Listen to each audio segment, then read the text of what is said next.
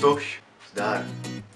Mé jméno je Dodek a vítejte u mého prvního videa. Dnes jsem si pro vás připravil téma 10 zajímavostí ze světa. Jednička. Když budete křičet 8 let, 7 měsíců a 6 dní, vyvinete stejnou energii, která je potřeba na to, abyste si vařili kafe. Dvojka.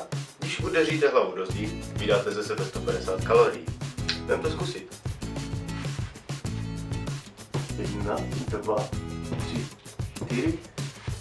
No, 4x150 je nějakých 600, ne? No, hodilo by se trojka.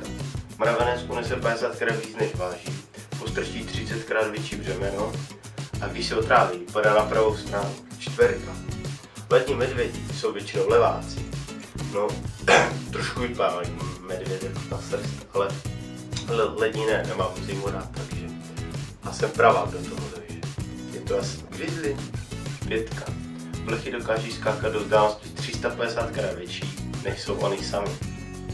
Šestka. Čváb dokáže žít bez hlavy 9 dní.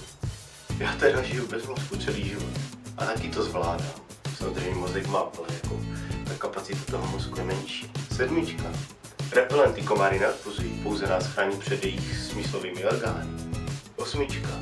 Tekutina, která je obsažena v zelených kokosech, může být použita jako náhrada za krevní plazmu. Devítka. První výrobek, který byl označen čárovým kódem, byla žvíkačka v ráji. Desítka. Jablka po ránu zaženou únavu lépe než kofein. Chtěl bych vám poděkovat za pozornost. Doufám, že se vám video líbilo. Pokud jo, dejte like. Pokud ne, tak dislike. Napište do komentářů, co zlepšit. A u příštího videa tož zdar.